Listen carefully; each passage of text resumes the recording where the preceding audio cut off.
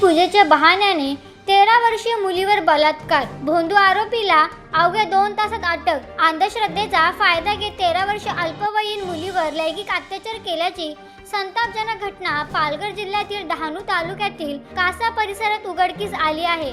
आरोपीने गावठी औषध आणि आघोरी पूजेचे आमिष दाखवून मुलीला जंगलात नेल्याचा धक्कादायक प्रकार समोर आला आहे। माहितीनुसार पीडित मुलीच्या मोठ्या बहिणीला मासिक पाळीशी संबंधित त्रास होता। त्यावर उपचार करण्यासाठी कुटुंबाने 55 वर्षीय आरोपीशी संपर्क साधला। आरोपीने गावठी औषध देण्याचे आमिष दाखवत संपूर्ण कुटुंबाला पावनचरी परिसरात नेले। रात्री उशिरा आरोपीने पीडित मुलीला स्मशानभूमीजवळील जंगलात नेले आणि तिच्यावर जबरदस्तीने लैंगिक अत्याचार केला। तसेच कोणाला सांगितल्यास जीवे मारण्याची धमकीही दिली। ही घटना 4 मे 2026 रोजी रात्री घडली। पीडितेच्या कुटुंबाने रात्री उशिरा कासा पोलीस ठाण्यात तक्रार दाखल केली। पोलिसांनी तातडीने कारवाई करत आरोपीला अवघ्या 2 तासात जेरबंद केले। आरोपीला 5 मे रोजी पहाटे अटक करण्यात आली। कासा पोलीस ठाण्यात विविध कलमांसह पोक्सो कायद्याअंतर्गत गुन्हा दाखल करण्यात आलाय। पीडित मुलीवर स्थानिक उपजिल्हा रुग्णालयात उपचार सुरू असून तिची प्रकृती स्थिर आहे। पालघर जिल्ह्याचे पोलीस अधीक्षक यतीश देशमुख यांनी प्रकरणाची गंभीर दखल घेत संबंधित अधिकाऱ्यांना कठोर कारवाईचे निर्देश दिले। पुढील तपास कासा पोलीस ठाण्याचे पोलीस निरीक्षक अमर पाटील यांच्या नेतृत्वाखाली सुरू आहे। ही घटना अंधश्रद्धा, भोंदूगिरी आणि अल्पवयीन मुलींवरील वाढत्या अत्याचारांबाबत समाजात तीव्र संताप निर्माण करत आहे। नागरिक अशा प्रकारच्या घटनांना आळा घालण्यासाठी कठोर उपाययोजना करण्याची मागणी करत आहे। फिर्यादीची हिची 2 नंबरची बहीण हिला मासिक पाळीचा त्रास होत असल्याने ते राहणार खुतारपाडा बोईसर रोड या ठिकाणी राहतात। तर आरोपी त्याची इको गाडी घेऊन त्या ठिकाणी खुतारपाडा फिर्यादी व त्याच्या कुटुंबियांना भेटण्यासाठी गेला व फिर्यादीची बहीण 2 नंबरची बहीण हिला मासिक पाळीवरती औषध देतो असे म्हणून त्या सर्व कुटुंबाला घेऊन तो चरी पाहून या ठिकाणी आला व ज्या मुलीला औषध द्यायचं आहे तिची लहान बहीण पीडित हिला 2 नंबरच्या बहिणीला न घेता सोबत 3 नंबरची लहान बहीण जी या गुन्ह्यातील पीडित आहे तिला चरी पाहून या ठिकाणी बाकीच्या सर्व कुटुंबाला त्या ठिकाणी ठेवून पीडित मुलीला तिथून थोड्या अंतरावरती सायवन रोडवरती जाऊन इको गाडीतून घेऊन गेला आणि गाडी त्या ठिकाणी रोडवरती साईडला लावून तिथून 200 मीटर आत शेतामध्ये एका झाडाखाली पीडितेवरती त्यानं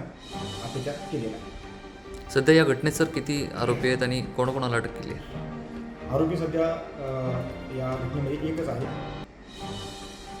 शिवराम परशु धापशी याला अटक केलेला आहे आणि गुन्ह्याचा पुढील तपास आम्ही स्वतः करत आहोत। तपास आमच्याकडे आहे। काय नेमकी परिस्थिती आणि काय आपण मागणी करत? आता पुण्यातली जी बलात्काराची घटना घडली की एका 4 वर्षाच्या मुलीवरती एका 65 वर्षाच्या व्यक्तीने बलात्कार केला, ती घटना म्हणजे त्या घटनेला 3-4 दिवस होताच आता आमच्या पालघरमध्ये एक अशी घटना घडलेली आहे की जी 2 तासापूर्वी उघडकीस आलेली आहे। काल मध्यरात्री एका 50 ते 55 वर्षाच्या इसमाने एका 13 वर्षीय नाबालिकेवरती लैंगिक अत्याचार केल्याची घटना उघडकीस आलेली आहे। त्या ज्या व्यक्तीने हे केलेलं आहे त्या व्यक्तीची मुलगी तिथे राहते, बोईसर येथे राहते पामला। तिच्या शेजारीच त्या बालिकेची पीडित बालिकेची बहीण राहते। त्याच्यावरून त्या दोघींची ओळख झाली। तिच्या लहान बहिणीला एक प्रॉब्लेम होता की तिचा रक्तस्राव थांबत नसल्यामुळे तिने तिला सांगितलं की माझे बाबा जे आहेत ते जडीबुटी औषधी देऊन ते हे करू शकतील, असं थांबवू शकतील। तिने त्यांच्यावरती विश्वास ठेवला आणि ते त्यांच्याकडे आले। ते राहायला आपल्या कासा पोलीस स्टेशनच्या हद्दीमध्ये हा प्रकार घडलेला आहे आणि ते तलवाडा सारशी येथे राहतात। ते जे भगत आहेत जे भोंदूगिरी करतात ते तिथे राहतात। त्यांनी त्यांच्याशी व्यवस्थित समन्वय साधून आणि बालिकेला औषध देतोय असं त्यांना सांगून रात्री 12:30च्या सुमारास काल रात्री 12:30च्या सुमारास त्या मुलीला ते चरी येथील एका स्मशानभूमीच्या इथे घेऊन गेले आणि तिथे तिच्यावरती लैंगिक अत्याचार केले। ही अतिशय म्हणजे दुःखद घटना आहे की दिवसेंदिवस बलात्काराचं प्रमाण वाढत चाललेलं आहे। नेमकी ही घटना उघडकीस कशी आली? उघडकीस म्हणजे त्या लहान मुलीला जेव्हा रात्री त्रास व्हायला लागला, तिच्या पोटात वगैरे दुखायला लागलं, तेव्हा तिने तिच्या घरच्यांना सगळा हा प्रकार उघडकीस केला। तेव्हा तिच्या घरच्यांनी तिला साथ देऊन आणि तात्काळ त्यांनी पोलीस स्टेशनला, कासा पोलीस स्टेशनला धाव घेऊन त्यांच्यावरती गुन्हा दाखल केलेला आहे. काय मागणी कराल आपण याबद्दल?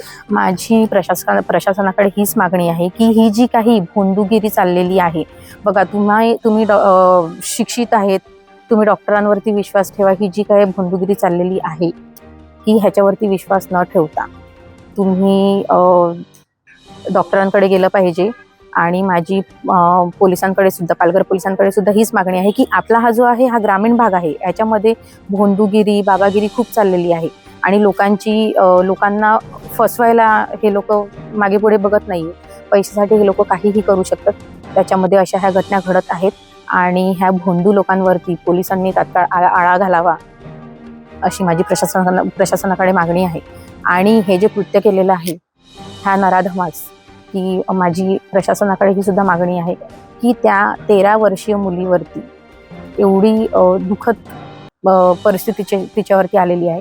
तर माझी प्रशासनाकडे हीच मागणी राहील की ह्या इसमाला फाशीची शिक्षा व्हावी बस. आणि असे जर झाले नाही तर बघा की आम्ही महिला सगळ्या मोठं आंदोलन करू. कारण की अशा घटना खूपच घडत चाललेल्या आहेत की प्रशासनाने सुद्धा काहीतरी ह्याच्यावरती तोडगा काढला पाहिजे, काय तो एक निर्णय घेतला पाहिजे. माझं कलेक्टर मॅडमना सुद्धा हेच एक विनंती राहील की मॅडम बघा, तुम्ही सुद्धा एक महिला आहेत, महिलांचं दुःख महिलाच जाणू शकते. त्या एका लहान मुलीवरती काय दुःख ओढवलं असेल हे सुद्धा तुम्ही जाणवून घेऊ शकता. त्याच्यामुळे तुम्ही आमच्या वतीने तुम्हीच प्रशासनाकडे मागणी करा की तुम्ही कायद्याची अंमलबजावणी केली पाहिजे.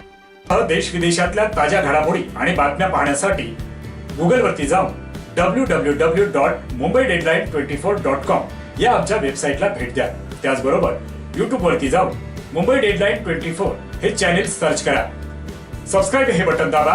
आमच्या नवीन घडामोडी आणि ताज्या अपडेट पाहण्यासाठी बेल आयकॉन